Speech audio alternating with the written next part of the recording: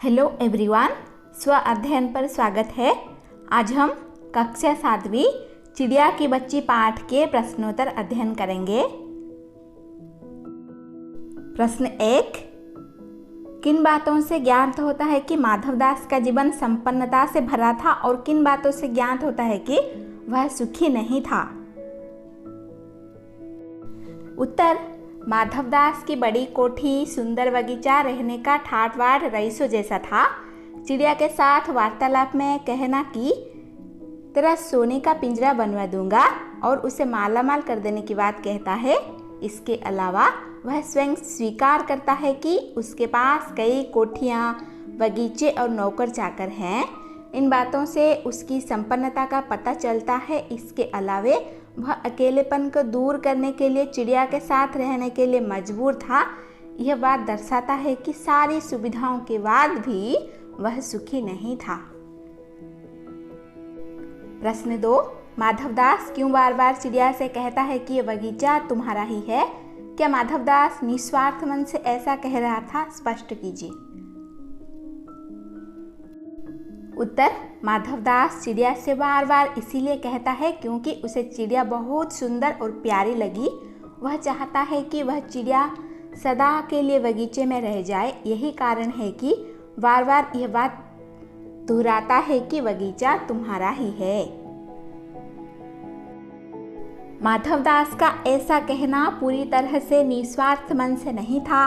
वह चिड़िया को महल में पिंजरे में बंद करके रखना चाहता था ताकि अपनी इच्छा से उसकी सुंदरता को निहार सके और उसका चहचहाना सुन सके।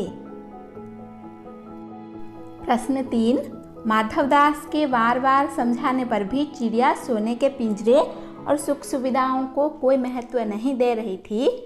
दूसरी तरफ माधवदास की नज़र में चिड़िया की जिद का कोई तुक न था। माधवदास और चिड़िया के मनोभावों के अंतर क्या क्या थे, अपने शब्दों में लिखिए। उत्तर, माधवदास बार बार चिड़िया को सोने के पिंजरे व सुख सुविधाओं का लालच देता है, लेकिन चिड़िया इन बातों को कोई महत्व नहीं देती। उसे तो स्वच्छंदता ही पसंद है। उसे माधवदास के सुंदर बगीचे में रहना भी पसंद नहीं है। वह अपने परिवार से भी अलग नहीं होना चाहती। शाम होते ही उसे माँ के पास जाने की जल्दी होती है। वह तो केवल घूमना ही चाहती है। बंधन में रहना उसका स्वभाव नहीं है। दूसरी तरफ माधवदास की नज़र में चिड़िया की जिद का कोई तुक न था। वे तो केवल अपने बगीचे की शोभा बढ़ाने हेतु उस चिड़िया को पकड़ना चाहते थे। वे उसे सोने के पिंजरे व अन्य सामानों का प्रलोभन भी देते हैं, लेकिन चिड़िया के लिए सब चीज़ें कोई महत्व नहीं रखती। कहानी के अंत में नन्ही चिड़िया का सेठ के नौकर के पंजे से भाग निकलने की बात पढ़कर तुम्हें कैसा लगा? 40, 50 या इससे कुछ अधिक शब्दों में अपनी प्रतिक्रिया लिखिए। अब हम इसका उत्तर देखेंगे। कहानी के अंत में नन्ही चिड़िया का सेठ के नौकर के पंजे से भाग निकलने की बात पढ़कर मुझे अपार खुशी हुई, क्योंकि माधवदास उसे अत्यधिक प्रलोभन देते हैं कि चिड़िया उसके पास रह जाए, पर चिड़िया नहीं मानती। अंत में वह उसे अपने नौकर से पकड़वाना चाहता है, लेकिन चिड़िया भाग निकली। यदि माधवदास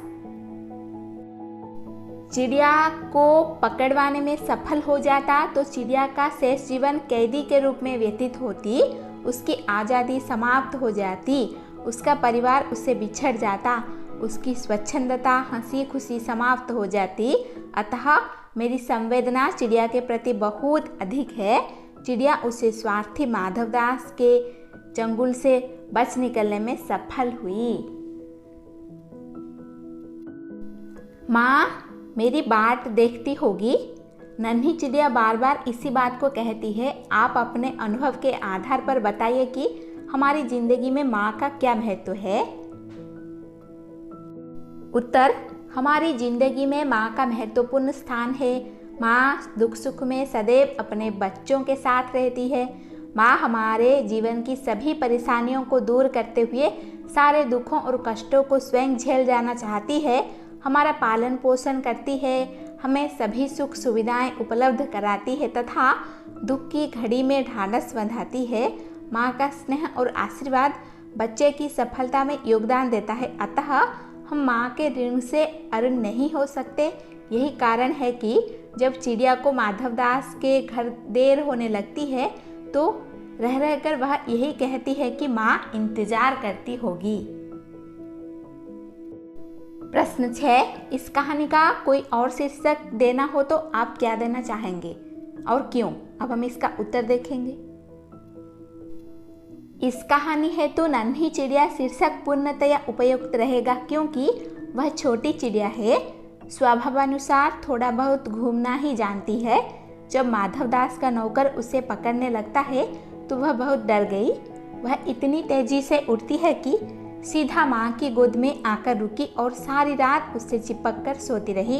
वास्तव में वह छोटे बच्चे की भांति ही डर जाती है और बच्चा माँ की गोद में ही अपने आप को सुरक्षित महसूस करता है। वैसा ही नन्ही चिड़िया ने भी किया। कहानी से आगे, इस कहानी में आपने देखा कि वह चिड़िया अपने घर से दूर आकर भी फिर अपने घोंसले तक वापस पहुंच जाती है। मधुमक्खियों, चींटियों, ग्रह नक्षत्रों तथा प्रकृति की अन्य विभिन्न चीज़ों में हमें एक अनुशासनबद्धता देखने को मिलती है। इस तरह के स्वाभाविक अनुशासन का रूप आपको कहाँ कहाँ देखने को मिलता है, उदाहरण देकर बताइए।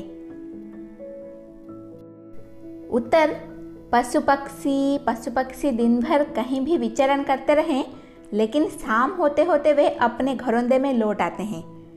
सूर्य अपने निश्चित समय पर निकलता है और छिपता है। वह एक दिन के लिए भी अनुपस्थित नहीं होता है। चंद्र का भी यही स्थिति है। और दिन का क्रम प्रकृति में दिन रात का एक क्रम बना हुआ है। इसमें थोड़ा भी परिवर्तन नहीं होता है। प्रश्न 2, सोच कर लिखिए कि यदि सारी सुविधाएं देकर एक कमरे में आपको सारे दिन बंद रहने को कहा जाए तो क्या आप स्वीकार करेंगे? आपको अधिक प्रिय क्या होगा, स्वाधीनता या प्रलोभन वाली पराधीनता? ऐसा क्यों कहा जाता है कि पराधीन व्यक्ति को सपने में भी सुख नहीं मिल पाता? नीचे दिए गए कारणों को पढ़ें और विचार करें। क्योंकि किसी को पराधीन बनाने की इच्छा रखने वाला व्यक्ति स्वयं दुखी होता है, वह किसी को सुखी नहीं कर सकता। क्योंकि पराधीन व्यक्ति सुख के सपने देखना ही नहीं चाहता। क्योंकि पराधीन व्यक्ति को सुख के सपने देखने का भी अवसर नहीं मिलता। उत्तर, सारी सुविधाएं प्राप्त करके भी हम एक कमरे में रहना स्वीकार नहीं करेंगे। हमें सदा स्वाधीनता ही प्रिय होगी, ना कि प्रलोभन वाली पराधीनता। क्योंकि पराधीनता का अर्थ है पर के अधीन, अर्थात अपनी इच्छा से नहीं, दूसरे की इच्छा से कार्य करना। विशेष अगले भाग का कार्य विद्यार्थियों के स्वयं करने हेतु। अनुमान और कल्पना। अपने गौर किया होगा कि मनुष्य, पशु पक्षी, इन तीनों में ही माएँ अपने बच्चों का पूरा ध्यान रखती हैं। प्रकृति की इस अद्भुत देन का अवलोकन कर अपने शब्दों में लिखिए। उत्तर, माँ का वात्सल्य प्रेम और ममत्व की भावना मनुष्य, जानवरों एवं पशु पक्षियों में भी पाई जाती है।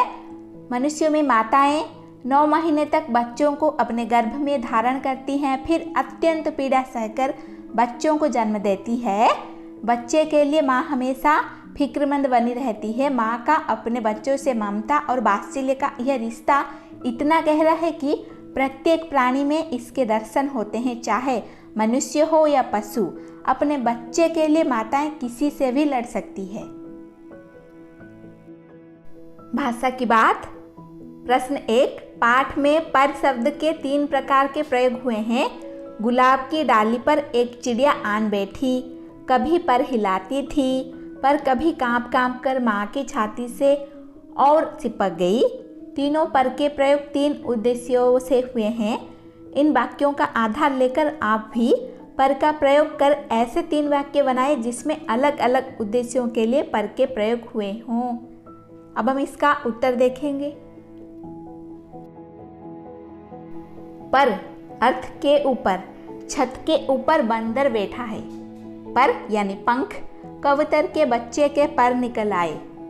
ग पर यानी लेकिन मैं स्टेशन गया था पर ट्रेन निकल चुकी थी।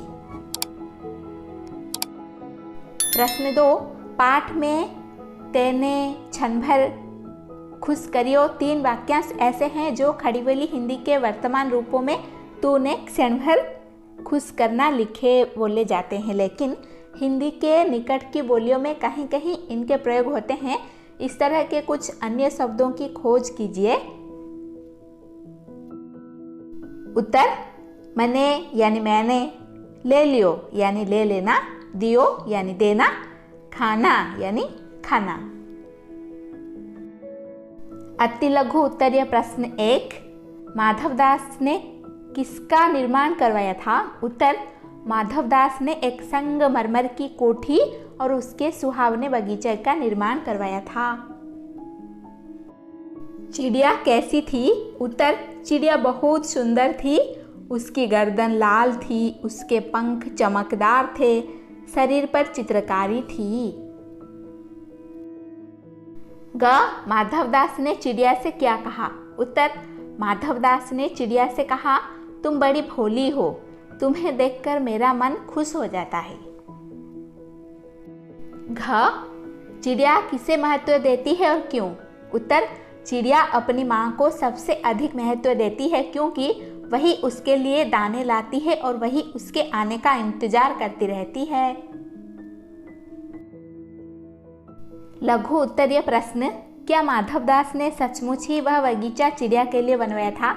उत्तर, नहीं, माधवदास ने वह बगीचा अपने लिए बनवाया था। वह तो चिड़िया को अपने जाल में फंसाना चाहता है, इसीलिए ऐसा कहा था। ख, सेठ माधवदास ने चिड़िया की मां के विषय में क्या कहा? उत्तर, सेठ माधवदास ने चिड़िया से कहा कि वह घोंसले में जाकर क्या करेगी, वहाँ तो केवल उसकी माँ है और माँ का महत्व क्या है। वे कहना चाह रहे थे कि उनके बाहर के बगीचे के सामने उसकी माँ का महत्व नहीं है। ग, माधवदास ने जीवन के अकेलेपन को दूर करने का क्या तरकीब निकाला?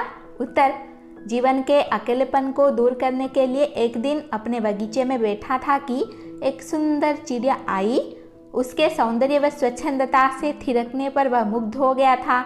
वह चिड़िया को अपने पास रखकर अपने जीवन का सुनापन दूर करना चाहता था, क्योंकि उसे ऐसा लगा कि चिड़िया यदि उसके पास रहेगी तो उसकी कोठी व बगीचे में उसकी चहचहाट में चहल पहल बनी रहेगी। धन्यवाद। ऐसे ही वीडियोस देखने के लिए चैनल को सब्सक्राइब कीजिए और नोटिफिकेशन पाने के लिए बेल आइकन को दबा दीजिए।